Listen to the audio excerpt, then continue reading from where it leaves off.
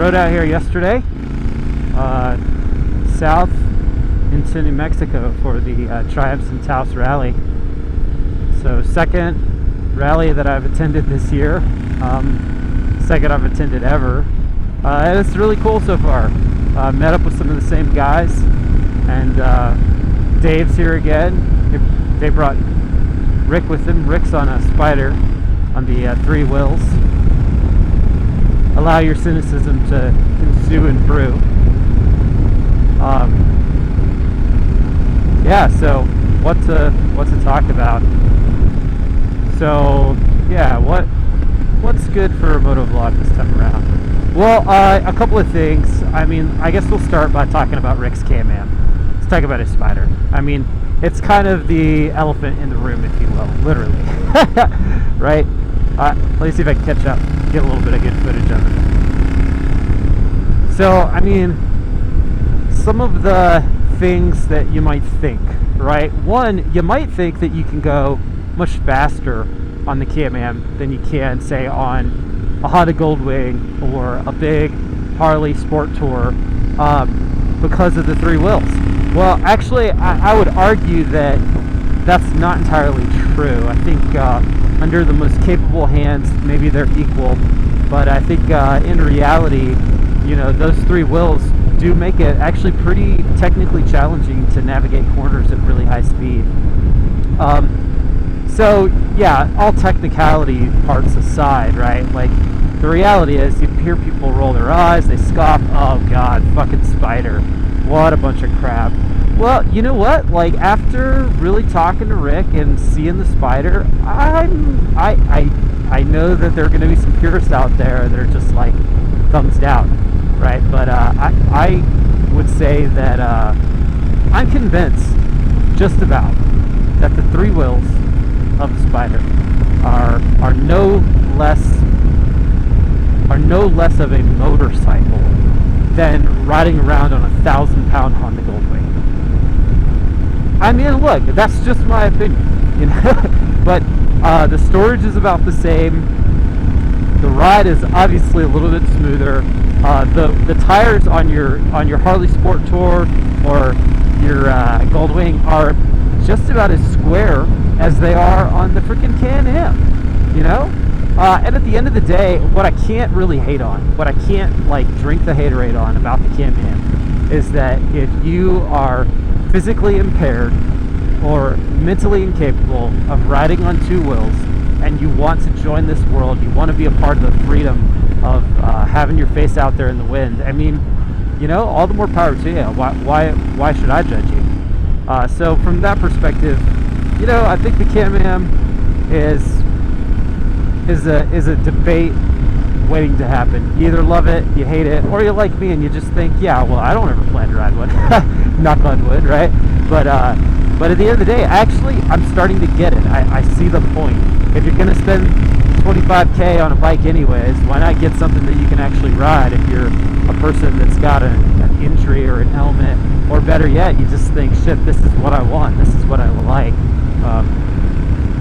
It's a different thing, but, you know, does it belong? I think so. At the end of the day, anybody that's out there not in a cage, I'll fist bump you. I mean, high five, bro. Christmas tree canyon. Oh god, there's been so many good fucking dirt roads. I just want to rip off onto them, but I can't, because that's not what we're here to do. We're here to ride pavement. The pavement's been really good though. I mean, it's been awesome so far. A lot of twisties, a lot of rolling corners like this stuff right here, you know, just epic. So let's see, what else to talk about? Yeah, so Taos is like charismatically New Mexico, you know, a lot of hippie stuff, a lot of new agey stuff, tons and tons of like southwestern art shops, both paintings, sculptures, jewelry, everything you can think of and imagine. And it's charismatically New Mexico in the sense that like it's a really beautiful community, but everything is covered in a thick layer of dirt because that's just the desert New Mexico, and then that leads people to like not take good care of anything. So all the cars are shit, all the roads are crap, the sidewalk will exist and then it won't, and then is it a sidewalk? I don't even know. So you charismatic New Mexico. I mean, I lived in New Mexico for 4 years, so I'm kind of used to it. I almost like feel comfortable in it. But if it's your first time in New Mexico, like it is for some of the people here, it could be a shock. You're like, what the heck is this? And people don't understand the desolation out here. I mean, it is truly desolated. Like, you are just out in the middle of nowhere on your own. Lucky if you hit a gas station. So, anyways, though, one of the things I wanted to do on this trip was review the Airhawk. So Chris had an Airhawk, the small cruiser pad, on his Scrambler, on our Adventure Scrambler ride. Basically, it's this pad that you fill up with air, and you deflate it till it's just about deflated, and you sit on that, and it's supposed to relieve all that pressure on your butt. So I was like really skeptical, and you're gonna be a friggin' old guy if you get one of those things. Just suck it up, blah blah blah. Well, I'm no longer embarrassed or ashamed to say that I ride with an Airhawk and I love it. It is awesome. You know, it completely changed the entire ride down here. It was a 6-hour ride, 350 miles, and typically a 6-hour ride, according to the GPS or to Google Maps or whatever, on a motorcycle is more like 7 or 8 hours, because I would say you have to stop every 100 miles. One, with this fuel tank to get gas, and two, because that's about the time you want to stretch your butt and stuff. Well, in reality, when I say every 100 miles, I'm kind of blowing smoke. In truth, it's closer to every 65 or 70 miles you want to stop. So with the Airhawk yesterday, I found myself approaching 150 miles. My bike can go about 200 before it's dead empty. So I found myself approaching 150 miles, and I was stopping to get gas because I had to, not because I was uncomfortable. That is a revelation. A revolution, in fact. I mean, just amazing. Who fucking knew that the Airhawk would change my ride that much? And then, I was really skeptical. Like, this is pretty light, but these like corners, I was pretty skeptical. You're diving into a corner, you're powering on. How's the Airhawk gonna handle it? Actually, it handles it really, really well. It's a very elegant solution. The air just shifts around, and it feels like a seat. It doesn't bother me at all. I would be curious to see how it handles the fucking mountains, the off-road shit, when you're bumping around and going through grades and stuff. I mean, granted, if you're on really, really technical stuff, you're probably standing up. But in those times when you're not standing up, I mean, I think this thing would make that more comfortable. So at the end of the day, I've been really impressed with this thing, and I really love it. It was about $70 on Amazon, I think, and I looked at a local shop and I looked on Revzilla, and neither of them carried the small cruiser pad. There are other people that will recommend the medium cruiser pad for the Bonneville and Scrambler line. Well, Chris had the small cruiser pad, and it looked like it worked really well. So I think you could get away with either one. I haven't seen the medium cruiser pad in person on one of these bikes, so I have no idea. But I'll tell you what, this one works really, really well, and it's made my ride so much better. I just fucking love it. I'll have to get some footage of the Airhawk on the bike and show you how it attaches and how you blow it up and all that stuff. But oh man, I feel good right now. My butt doesn't hurt at all. It's more comfortable than my sofa at home. Not that's not saying much. I have a pretty uncomfortable sofa, but nonetheless. So group ride, we've got the street triple. Is it the street triple or the speed triple? I think it's the street triple. It's smaller than the 675. Ridden by Chris.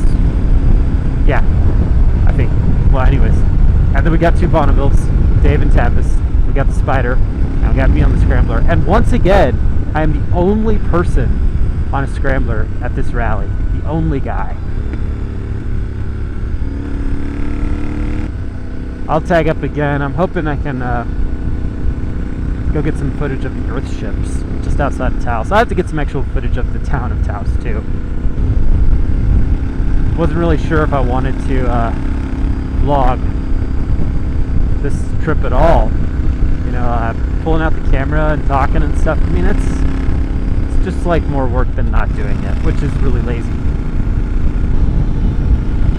I don't know, I just wanted to enjoy the ride. So yesterday coming down here, I didn't film anything at all. I just, enjoyed the ride instead, and that was really nice. I'm actually kind of coming into a place now where I really enjoy riding by myself. I enjoy riding with a group too. I mean, it's like really nice to stop and have somebody to talk to and something to do. But there's just something about the solitude of a solo ride for hours and hours. Just you and your lovely lady, your valiant steed, the sexy motorcycle, just powering down the road. She's getting hot and tired. You're getting hot and tired. I mean, but you just keep working, and I don't know. There's just something about the solitude I'm enjoying. Hey, look at that dog. What up, dog? What up? Looks like an Australian Shepherd. He was pretty fucking cute.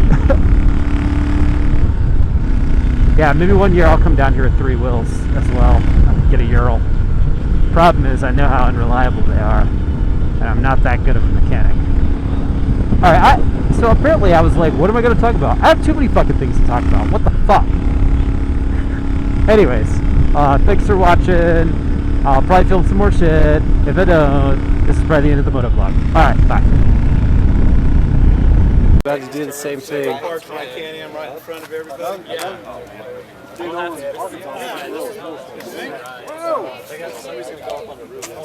Helicopter? Charter helicopter? Actually, I think they're going to need a wide angle. It's a gel seat.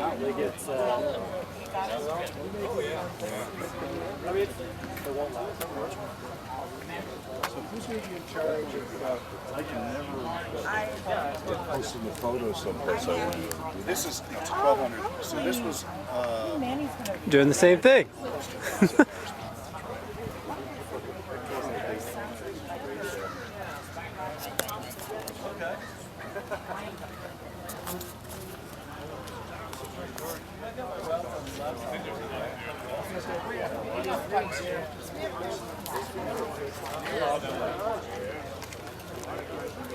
yeah, it goes.